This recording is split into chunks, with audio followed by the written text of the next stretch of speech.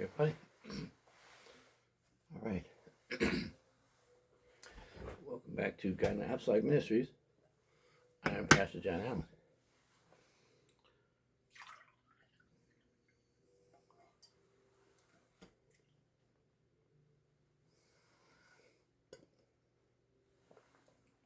We're going to talk about, well, let me just go to my scripture.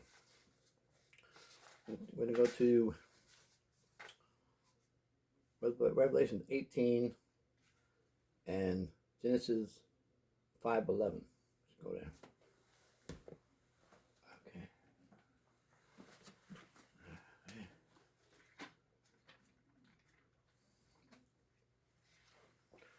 All right. Okay, Revelations.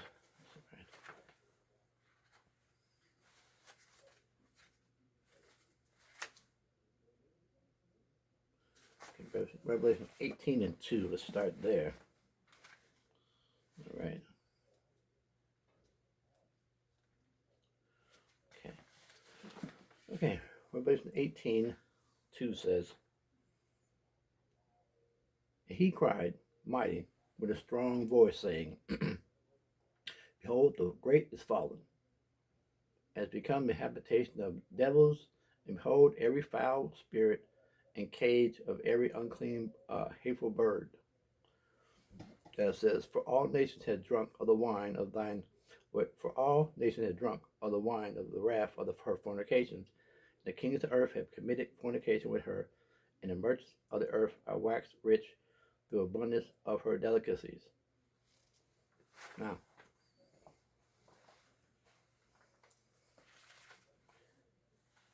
the Bible says sin is recourse to a people or a nation, which means that we live in a time now. Let me go through it. 2 Corinthians 4. What's that? 2 Corinthians 4 and 8. There we go. It talks about perplexity with distress of nations, which means that people are at their wits' end. They don't know what they're going to do because you trusted in the leaders have let you down. You don't know what's going to happen next. You have no idea whether you're going to be eating or starving. You just, because you trust in the system instead of God. And you had all that time to trust in the Lord. Many years to trust in God. And you wanted to wait till the last minute. You know, you go to the doctor. Doctor, am I going to live? How long I got, doctor? Let me tell you something. Life and death is in the power of the Almighty. You tell the doctor telling you something he don't know. Here it is. 2 Corinthians 4:8 says, we are troubled on every side, perplexed, yet not distressed, but we are perplexed, but not in despair. That's really not the one I wanted, but it says that the Bible says about perplexity with distress of nations. You look today, you don't know what's going on because you got leaders leading wrong, doing all the wrong things. You see them making no progress. It seems they have no intelligence because God took the wisdom away from them. God took the wisdom. Now they look foolish, act foolish, talk foolish, can't make any decisions. You see government agencies following, you see cities and everything just going crazy. No one seems to have a correct plan of action. Because without God, in any aspect of our life, it's going to fail. That's why you see the nations falling right now. I don't care if it took 100 years or 200 years. You see it everywhere. It says perplexity, distress of nation. Perplexity means we don't know what to do. To wit's ends. People don't know what they're going to do. They're going to pay bills. They're going to eat. They're going to pay them gas. They don't know what to do because you trusted in a system. It said you cannot serve God and mammon. Mammon means money, this worldly system. He said, well, I need money. Yeah, but you need God first. It's okay to acquire things with the Lord first. You can't have all these riches and things and think God's going to be second. You can have God. He can bless you with these things. But see, a lot of you thought that your abundance made you right with God. So you thought that I got a lot of stuff. Heck, I don't need God. I'm busy. I got work. I got business. And sure you do. But you always needed God, because when you were praying and asking God, with your no praying self, that you asked the Lord to bless you. You said you go to a church. You said you do everything. Fast forward, you get the job. You don't pray no more. You don't talk to God no more. Tell everybody that God understands. Let me tell you something. God understands that when He blesses you, He wants you to say thank you and then keep what you said to do. It's better for you not to even make no commitment to God than not keep it, because God takes it personal. God's serious about it. You don't make these things to God and not keep it. Because see, God didn't make you make the promise. You did. And when you make that promise, God's okay, I count you for that. And you don't, then God's okay, well, I got issues with that. So yeah, see, because God can simply take it away. And a lot of you just so hard-headed, so rebellious. You trusted in your jobs. You trusted in your bank accounts. You trusted in everything but the Lord. So what God had to do, He had to take those things away from you in order to get your attention. And since you wanted to worship money, God came after the money God that you had. He attacked the money God. That's why you got financial problems.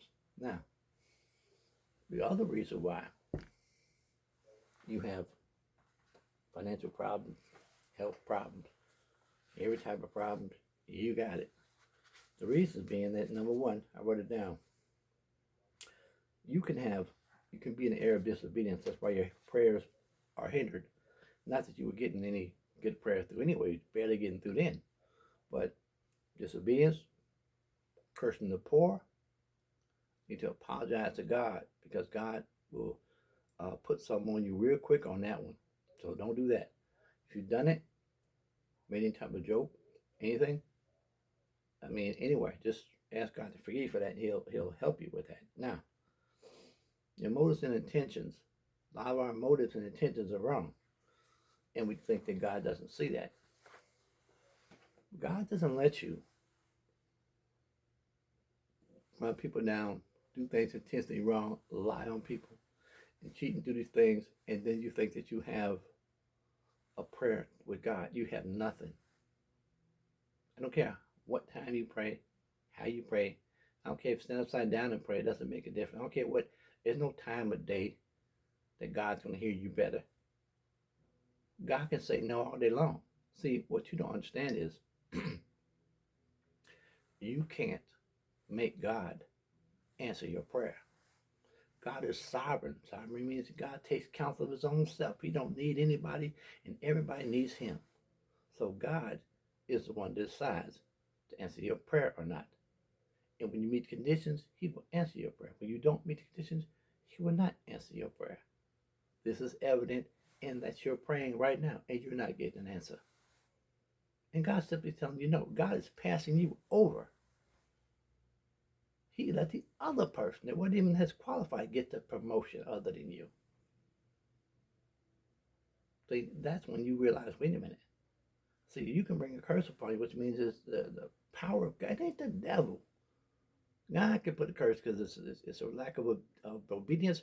God will put a curse on you. Malachi chapter 3, look at it. He cursed their finances because they had ivory houses and mansions, in the house of God was leaking, roof was leaking. They had all type of holes in the wall and concrete over there. God said, wait a minute, my house look raggedy and you got palaces? No, this ain't gonna work. He said, you cursed with a curse. You ain't supposed to do this. The house got all dirty and everything, and then you up here got everything in your house clean, and you ain't gonna clean the bathroom at the church. Church bathroom stink.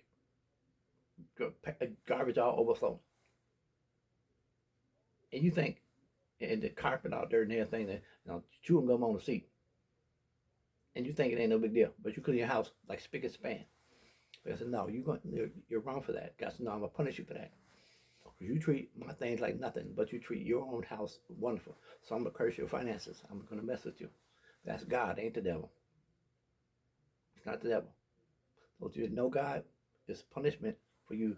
You say, God, see, God understands sometimes you got to go to work. He understands you got to go to work. And you can't make certain revivals, but God understands every single time you were not there.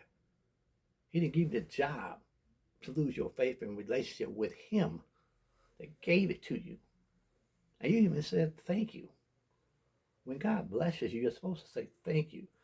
I always talk about the 10 lepers. The Lord, we want to be clean. Can you cleanse us? We had leprosy. It was a terrible thing to have. And God said, listen, no, go run and show yourself to the priest. You couldn't come to the priest with leprosy. You had to ring a bell and go up there and do all type of stuff. And they had to look at the skin and pronounce it that you was uh, clean, and you go back to the camp. You come back around the other people. But as they ran, they were cleansed, all 10 of them. Then one turned around and run back to Jesus and said, thank you. You look it up later on. And Jesus' response was very interesting. He didn't say you're welcome. He said, wait a minute. Didn't I heal 10? He said, yes, Lord. Where the 9? It's 9 of y'all missing. I healed 10. Why is only one person here? Which means when God blesses you, don't run off. Say thank you. You should be ashamed of yourself. You get a hamburger, french fries, say thank you. It don't even be that good service. And they say thank you to everybody. Every single person. Get a grocery store, get your receipt, thank you. Everything. Little things. God does great things. We don't even stick around at all. We just take God completely for granted. Don't even say thank you. Learn to be grateful for what you got. A lot of you, the reason that you don't have the things that you want, because you're never grateful for what you got. To you, it's always, this could be better, that could be better. Who said that? Stop trying to find fault in everything, because the fault is in you. When God gives you a gift, it's a perfect gift. It's good every time. God is impossible. He cannot give you a bad gift. All gifts of God are perfect. That's right. Every single thing God does is perfect and in order. It's always the best. The best can't get done but the best. He can't help but to give the best. God, all he can give is the best. I'm tired of y'all doing stuff and then saying how the Lord gonna understand. Let me tell you something. I'm so tired of y'all getting these jobs and you quit because you got a bad attitude and you're all whatever, entitled, and then come around and say, God's got better. No, he does not have better because God already gave you the best. When God gives you anything, it's the best. It's perfect all the time, 100% every single time. He gave you the best. You act a fool with it. Don't get up in church talking about God got better. No, he only gives the best. He's incapable of giving better. He always gives the best the first time around. It's perfect the first time. Don't try to hide behind the fact that you had an attitude and you messed it up. You did that. Don't be telling the Lord, no. That was the best for you. Every time God bless you, he gives you the best. If you keep messing up, God told you, shut up, be quiet, do your job. Go clean the grill, be quiet. Don't say nothing, mop the floor. You jump attitude, and they fire you, and you quit. Say, God's going to have me better. No, he don't. I hope he'll give you a job for a long time. That's the punishment coming. Because you keep on doing that. God will extend that mercy out with that job. Then he'll stop. He'll let you go a year without a job. I mean, no one will hire you. You can't, I don't care how many applications you put in. It's God to give power to increase. If God don't say yes to it, it will not happen. You can't, I don't care how many applications you put in, it doesn't work without God's blessing. If God don't bless it, it's not going to work. It's going to fail every single time until we line up with God. You want to know how to get out of a bunch of mess? Start thanking God. Stop, start being more grateful for what you have. Thank God all the time, in the good times, in the bad times. See, when you didn't have nothing, you was more humble than anybody. You were humble. You made it with a little bit, man. You made it with $40 in a whole week. You made it. God blessed it. You went to church. You gave your offering. You paid the tithes. You have $40. You gave God $5. You got $3. Tithes on for you have $4, and you have $1 for an offering. You got $5, and God blessed that $40 so much you couldn't even. People giving you money, shaking hands, giving you money. You couldn't even spend it. That's how God does. That's right. When they shake your hand and the deacon, somebody to get the 50 or something in your hand or whatever, that's how God does it. See? You gotta understand. Let's say you don't have any money, in the church. Can't really do nothing, but you can clean. You can mop. You check out the garbage. You can wipe down the pews. Clean the toilet. You clean the bathroom. I've done all of it. I've been usher. I've been all that. I've been there. Done that. Okay, you can do that. You can be a help spirit, and God will bless you. Okay, it's not always money. God knows what you got. And you use whatever you have. Whatever you got is valuable to God. Whatever you have, God can take it and use it for His glory and bless you in it. All you got to do is get started. See, it's also about getting started. Let me tell you something about that. I like Netflix and all the movies. And did you know that the most crummiest, low budget movie, the worst movie ever, is better than anything you ever did because they made a movie. You ain't made nothing. Anyway, it's going to be a short video, but it doesn't have to be long. Get to the point. Be thankful for what God's doing. That starts immediately. God has purposely and intentionally stopped your finances because you wouldn't listen. He's been talking to you for years. Don't let him take your cushy job because he's the one to bless you with it. And you said that you would be faithful and all this other stuff. And God heard you. Apologize, reset yourself, and get it right with the Lord. Let that grace and mercy keep on flowing. God will say, okay, fine. And he'll reinstate you, which means God will start blessing you back again. You start listening to you. Open up the door. Like now, God's giving you the silent treatment. God can be quiet with the whole nation. You won't hear nothing. God will act like he don't even hear you. He just won't answer you. He's right there. He's just not answering you because he done told you you got to meet the conditions. You want to come to God, start being thankful for your cup of coffee, for your tea, for your water. Just be thankful. My God, just be thankful. Pray up your food. Thank God for it. Pray up your food. Just thank God for it. Just be thankful. My God, got everything and don't even know you're happy. That's sad. You even know you're happy. You're happy. How you were in good condition. Then if you know the Lord, you got everything. So stop asking God for stuff when you already got it. God didn't. How can God give you better than him? That's the ultimate best.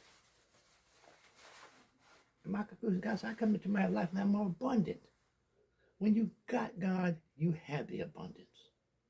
Learn to be thankful. And stop being a bunch of spoiled brats. I'll see you next time.